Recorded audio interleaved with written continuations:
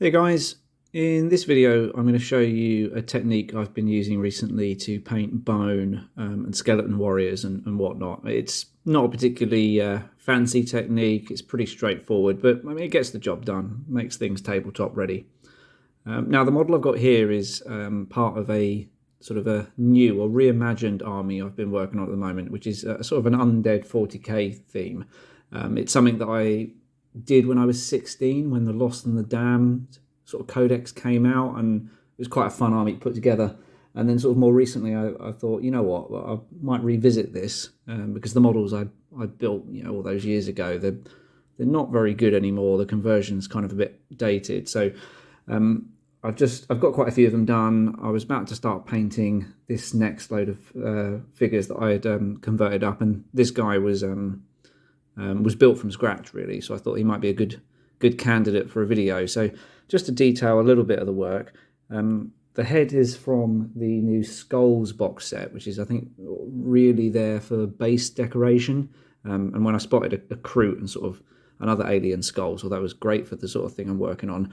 The longer bones have come from the Ghoul box set. They've got like a spare sort of what looks like thigh bones. Parts of it are classic 90s skelly parts, so like the rib cage and these bones here. The feet are from a gene stealer that's kind of been cut apart. And the fingers actually on the guns, I've just kind of filed in sort of knuckles. But other than that, I'll throw up a couple of photos before the spray paint, just to give you a bit of an idea.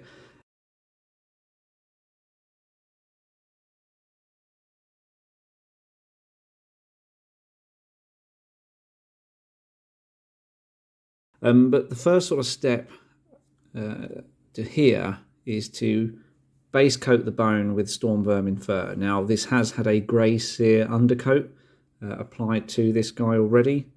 So let me just open that up, get some water on the bristles. So yeah, as I said, this army was something that I had put together when I was 16. And when I used to go down the sort of local gaming clubs in the evening, sat there, played a few games, ate a bit of pizza. It was pretty enjoyable all in all. But the Lost and the Damned book gave me a chance to field sort of like a traitor guard list, and I'd kind of been toying with the idea of an undead sort of theme, so it kind of rolled into one. But all these years later, I thought it might be a good idea to give it a go again. So I've converted a few models. They're up on my Instagram if anyone wants to take a look. But I didn't really want to go back to the same sort of theme as the previous army. So the Lost and the Damned book back in sort of 2006 maybe, it was a Nurgle army, really. That was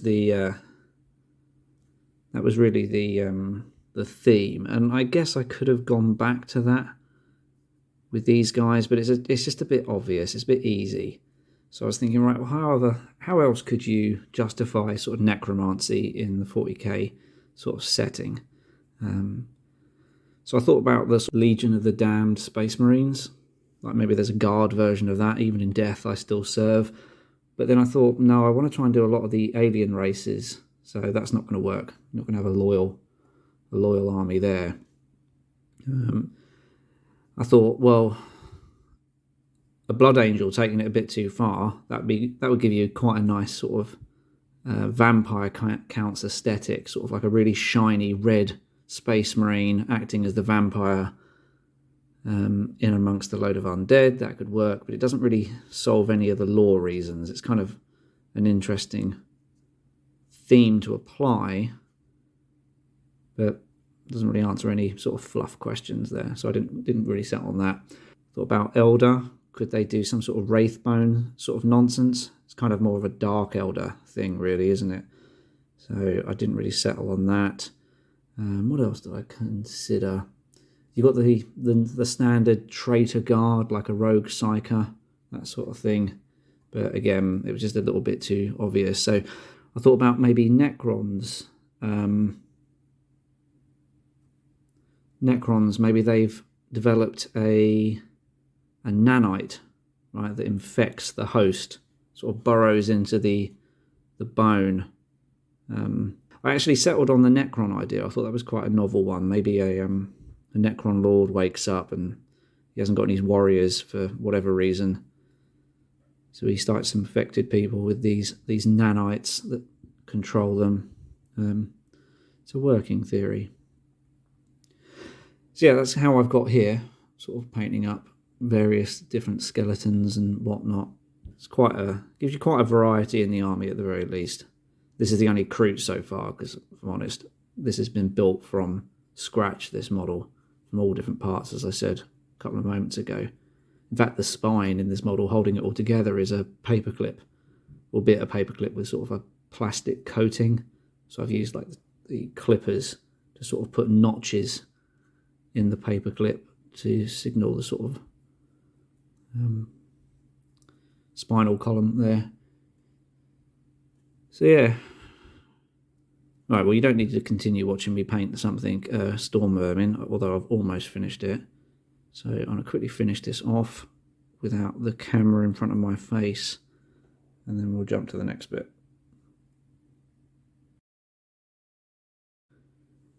There we go. So that's all the Stormvermin Fur done. Now the next bit is to use the Agrax Earthshade, which is a great wash for multiple different things. So let's just open that up there. So yeah, I mean, it's very, very simple. We're just going to apply a wash to the same areas here. So as I was saying, the Necron sort of theme I was going with was some sort of like nanite that the nanites like replicate, they get into the host, they sort of use a lot of the carbon matter to keep replicating themselves, so the only thing left is the skeleton, and then it's sort of like there's some sort of parody, I guess, from the Necron warriors a lord might normally control, and this sort of like off-brand army he's put together of other sort of skeletonal figures. And then I was sort of toying with the idea that maybe these nanites download some of the memory and consciousness of the host, so they're trained but still ultimately slave to the Necron Lord's dominion, potentially. And then I was thinking, like, maybe that's the distinction between zombies and the skeleton warriors. The skeleton warriors were infected when they were alive, so they had sort of like their consciousness downloaded, whereas the zombies were infected when they were dead, and the nanites have got nothing to learn from, maybe. In fact, I was on a train up into London, which is a very, very long trip for me, the other day for work. It gave me a lot of time to think about this, because there's not much to do on the train, that's for sure. So yeah, I've been doing sort of all sorts of bits and pieces. I've been mainly adding different guard regiments to the army so far.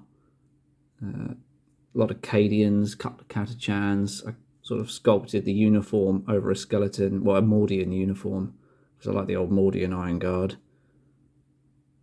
The old 90s skeletons, I've got a few of them left, like from Sprue. They're ideal because they don't really have any armor on, right, as default. So it means you can put armor on them, as it were. Right, you can make them look like all sorts of different bits and pieces. But the newer skeletons pose a bit of a problem, these death rattle skeletons, because they have plate armor on them, right? Bring that back into focus. So the plate armor on these new death rattle skeletons means you can't do an awful lot 40k wise. I mean, obviously the models weren't designed for that. They were designed for a fantasy setting. But I have managed to do about 8 of them so far, and convert them to be Vostroyans.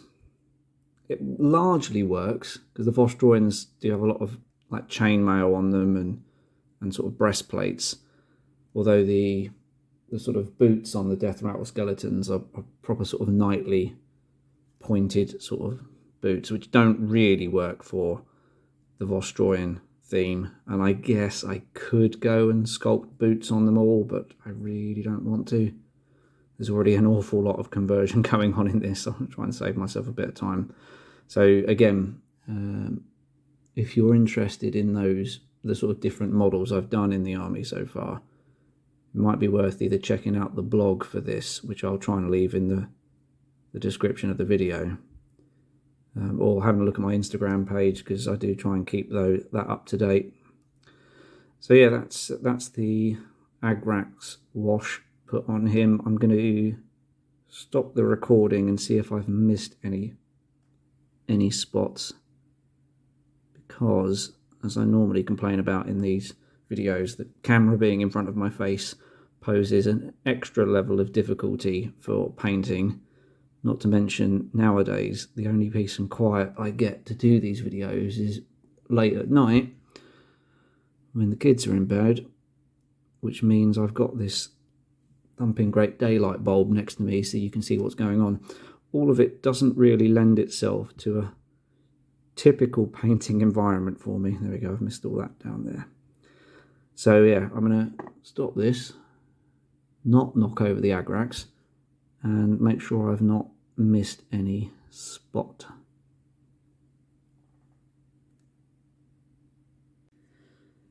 There we go, so he looks dry to me. The next step is, well, I'm approaching this next step with bated breath here a little bit, because it involves dry brushing, and I'm going to use Karak stone for the first step. Now, the reason I'm a tad apprehensive with this is because dry brushing can be quite a violent painting technique, and this guy is held together by the smallest amount of plastic glue in some rather key sections, so I don't really want to break the model through the painting process, but nevertheless I will give it a go anyway. So I'm just going to grab a little bit of Karak stone, and on this sort of wipe out as much as I can, and then hopefully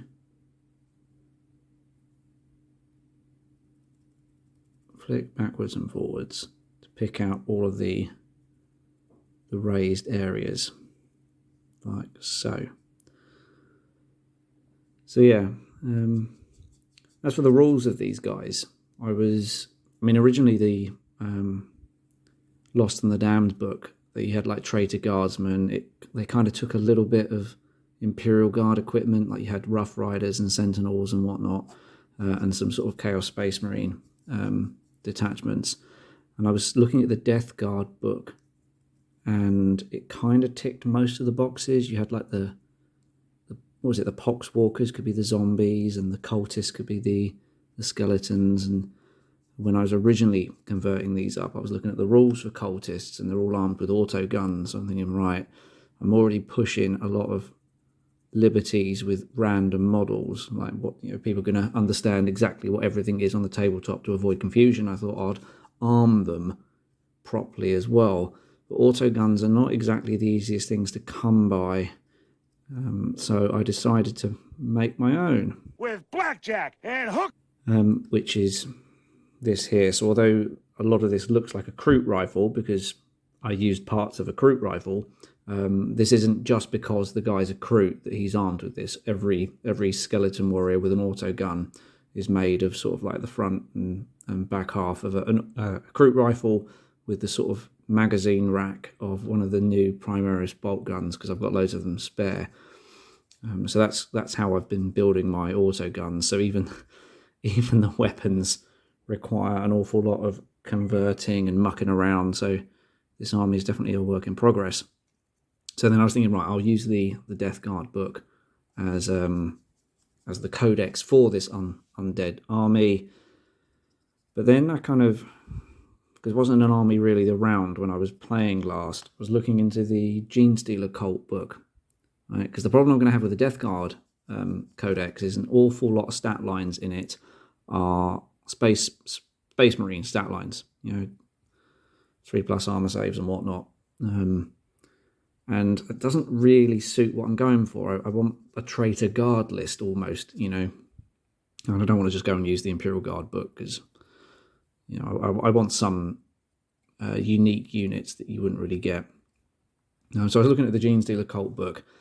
One of the advantages is the standard infantry, the standard sort of Genestealer cultists have got a bigger selection of war gear than the Chaos cultists. You know, it's not just a case of everyone's armed with an auto gun. You get heavy stubbers and flamers. You've got a little bit more in that army. So I thought, well, that would be good.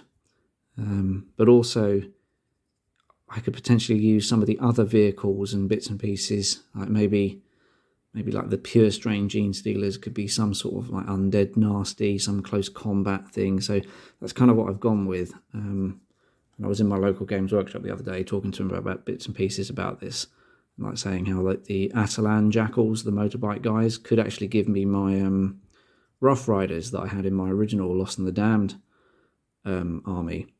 But they were saying that it would look cooler with skeletons on motorcycles than skeletons on horseback, because I was going to try and convert some undead Attilian Rough Riders. So maybe you could have a mix of both, maybe have 2 units in the army, I don't know. I've not really given the rest of the army much thought, if I'm perfectly honest. So let me just pause again to make sure I've dry brushed this guy properly, and then I'll see you in a tick. There you go, I think he's done. I've been very gentle with it. As I said, on account of the fact that he's quite a fragile model. I've already broken him once. I reached over the table for something when I was converting some of the others and knocked him, I don't know, a foot or something like that, and he broke. So I've reinforced the part that he did break.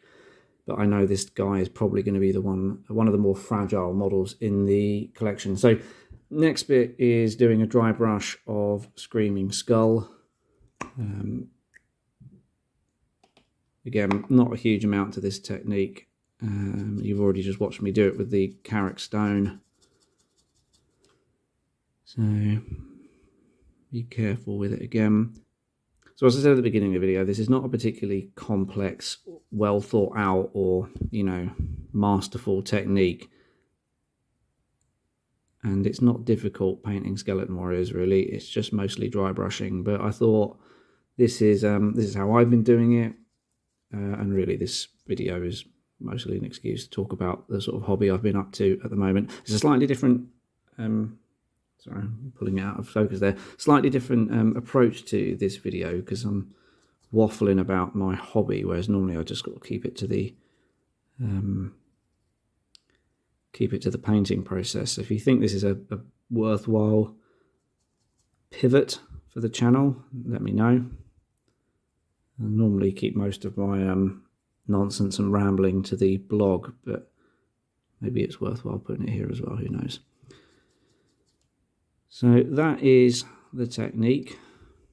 It's varying stages of dry brushing, really, which is everything you could have assumed coming into a video about how to paint skeleton warriors. There's nothing groundbreaking here. And it depends on the sort of effect you want to get, but you might want to sort of go over this with a dry brush of white, like a really, really fine dry brush of white right at the end. It's entirely up to you. Depends on how clean you want your skeletons and whatnot. But I think this will do.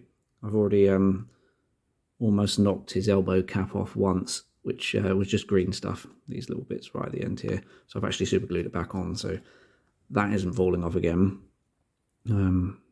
But I might call it quits there. So that's the technique. I think in the next video, I'm going to, because I want to try and finish this guy off for the thumbnail, I'll paint the rifle and revisit my video on painting rust, because I've changed it a little bit for these guys. So I hope you've enjoyed me talking about what I'm doing at the moment, and I will see you in the next video.